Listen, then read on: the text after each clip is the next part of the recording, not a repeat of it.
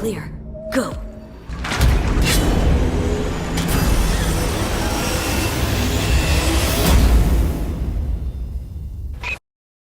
The current year is 2020. According to various sci-fis over the years, we should have seen replicants come into the world, or specifically off-world, by now. We should have self-lacing Nike trainers. We should have hoverboards. There should be a gateway to another universe. All humans but one have been transformed into zombies. USR Robotics Company is formed. The Illuminati have ensured that cybernetic enhancements are widespread. Lisa Simpson has taken over the presidency from Donald Trump. Skynet has launched Judgment Day. Time travel can be used to fight crime. And virtual reality is the primary form of entertainment. We should have seen a plague or a virus wipe out most of humanity. And many, many, many more. Some of these have come true. But what is definitely true at the moment is that we're still waiting for Cyberpunk 2077 to come out. Instead of getting to play it for 8 whole months of this year, we're only going to have it for the last 3 months. So with the recent announcement of Cyberpunk 2077 being delayed until September 2020, and with isolation and lockdown likely to be going for still quite some time, it's making the wait that little bit harder. But if you really can't wait, we've compiled a list of 7 games that you should play in order to help tide you over until it comes out.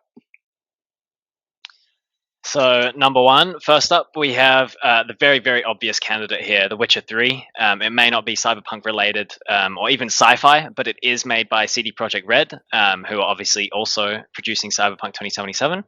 And it should be a fantastic indication of the mechanics and the sort of level of polish you'd expect in Cyberpunk.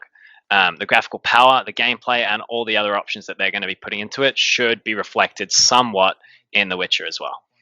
And add to this a really, really great fantasy genre, which I think is very closely related to sci-fi and cyberpunk anyways, as in a lot of sci-fi and cyberpunk often sort of delve into the fantasy sphere anyways. This will definitely help to tide you over. It's fantastic for a first playthrough, but it's also really, really good if you want to play through it a second time or even a third time, as there's so many options and choices that you can take in The Witcher 3. It has exceptional replay value.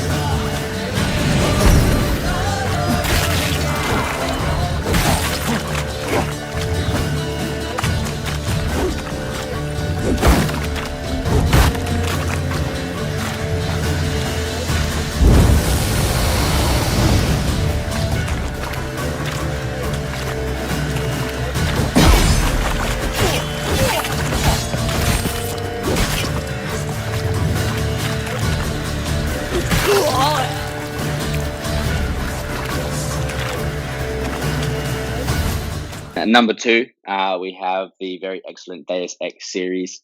Whilst technically not a single game, I would say this one is a cyberpunk genre through and through. The 2 that you really want to be looking at are 2011's Human Revolution and 2016's Mankind Divided. At least I think that's the order they came out in. Either way, those are the 2 that you need to go for. PS3 and PS4 releases.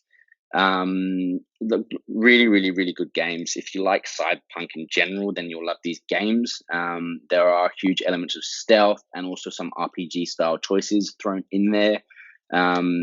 There's things like those cybernetic enhancements, nuanced characters, some complex backstories, and some great soundtracks, which will have you fully immersed into this cyberpunk world. There's a lot of like Illuminati conspiracy theories in there, as mentioned in some of our previous videos too. It's great if you kind of like that kind of thing. Graphically, I think these games look pretty beautiful. The 2011 one, which I think was Human Revolution, is probably a little bit dated these days, but the 2016 one, Mankind Divided, is still holding up pretty strong. So I think that if you play through these 2 games, you'll be fully prepared for the look and the general feel that Cyberpunk 2077 is likely to give us. Please, sit. This isn't a social call, Rucker. I'm here to take you in. Our mandate is to fight for the rights of the augmented, communicate our message, offer assistance. The Ark is a non-violent organization.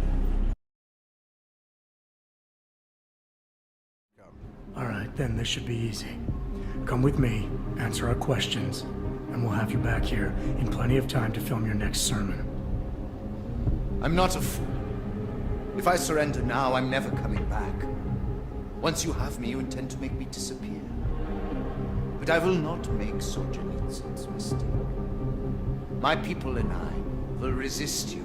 I thought you were a pacifist. I am. But I'm more than a leader. I'm a symbol. That is why you wish to erase me. And up next at number 3, we have Mirror's Edge Catalyst. This is one of the most graphically superior games in the cyberpunk genre we've ever seen. It really, really holds up even to this day. I guess the main pull of the game is a lot of the free running and parkour movements, with a pretty awesome storyline set in a cyberpunk world. These levels are very high in sort of conspiracy theory and that sort of sphere as well, just like Deus Ex. Although you wouldn't really notice it on first glance, as I think for the most part people look at Mirror's Edge and see the sort of just the parkour and that sort of side of things. But definitely there's quite a interesting story there as well. So definitely sink your teeth into it. And it has us believing that this is a accurate depiction of how the world might look eventually in the not so distant future.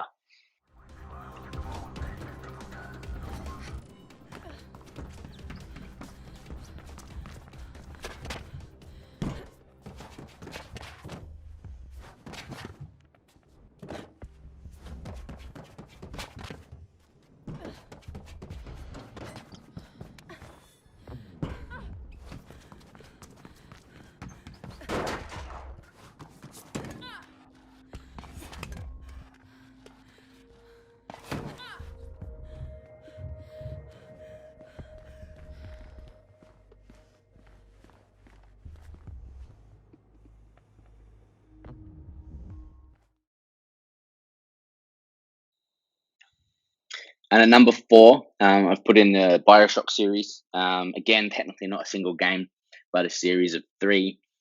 This is more of a steampunk genre, which, I mean, in my estimation, is possibly like a subset of cyberpunk anyway, having a lot of, I guess, fairly similar kind of elements to it. It's an alternate universe. You're transported either to Rapture in the first 2 games, which is like your underwater Atlantis-style city with, I guess, steam-powered technology, or you're also in Columbia, I think the floating city of Columbia, in BioShock Infinite. Now, I personally have not yet got through Infinite, but I have got through the first 2, and Infinite is on my list very soon. So I will be playing through these again whilst we wait for Cyberpunk 2077.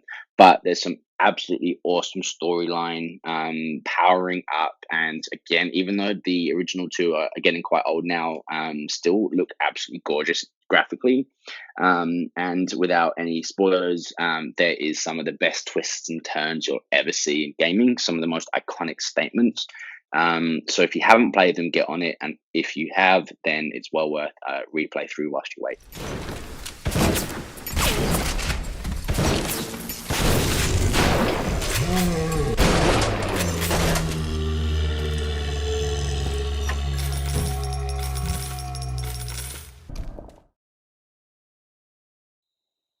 And at number 5, we have the most Blade Runner style game ever made, and this game is Observer. It even stars Rutger Hauer as the main character, and this one has the added advantage of being made by a Polish studio as well, so it might even have some similar effects to what CD Projekt Red are looking to do, as they are also a Polish studio. But this game is more of a survival horror style game, and it's definitely more indie, and it's a lot less AAA. So you might have to be a little bit more patient and a bit more perseverance on this one. If you're a lot more used to sort of polished and pristine games, this one definitely isn't quite there. But absolutely, the story and the gameplay and just the overall sort of cyberpunk feel and atmosphere definitely makes up for that. So I 100% recommend this one at number 5. I need you in good shape.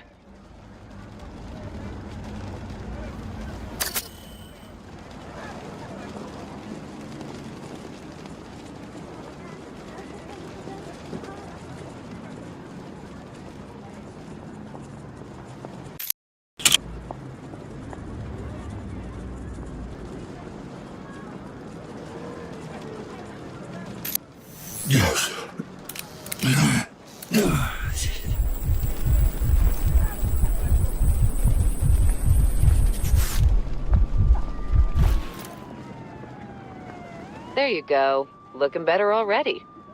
Yeah, wouldn't want me to mess up. Can you see the headlines? Another leech goes berserk. Don't be like that. It's just... Yeah.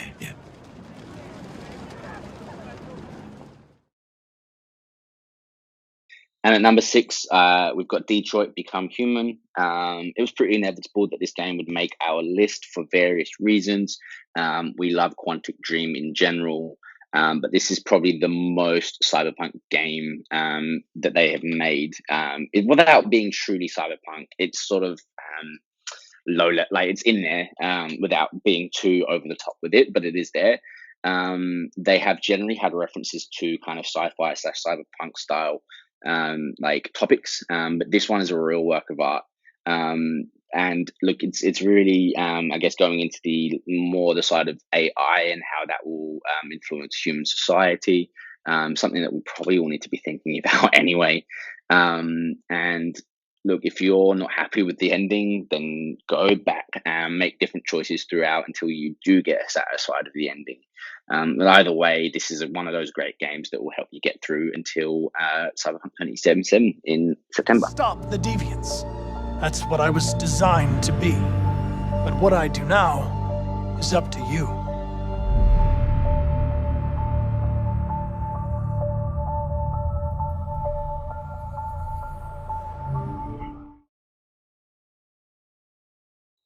And finally, at number 7, the entire Mass Effect trilogy. Sort of cheating on this one. We're picking the entire trilogy as a whole. I don't think it's really fair to pick one separately to the others, as they're all sort of a coherent plot line.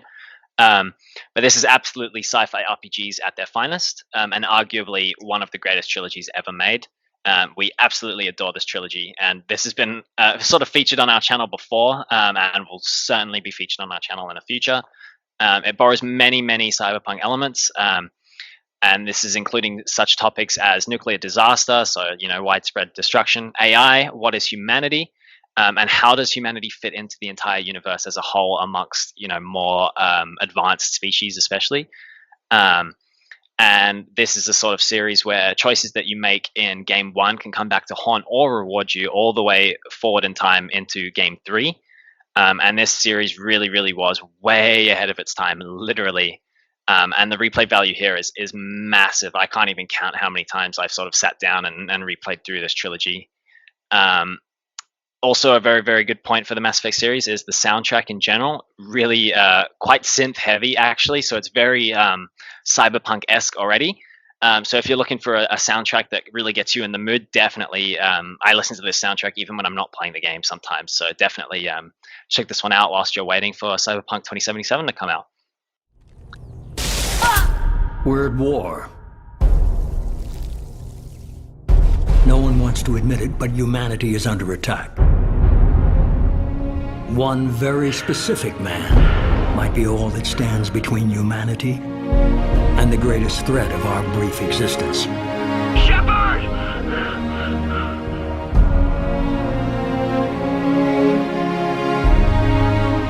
The Reapers are still out there. If we lose Shepard, humanity might well follow. I will show you true power.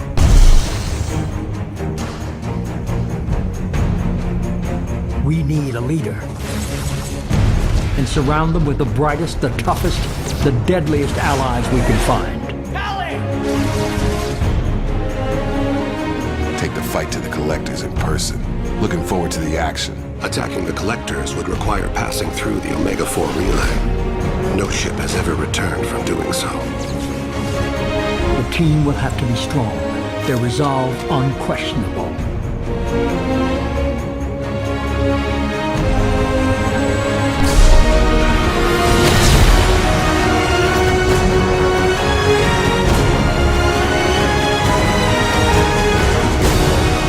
We have to give everything, even if that means our lives. We will stop at nothing. We will fight for the lost.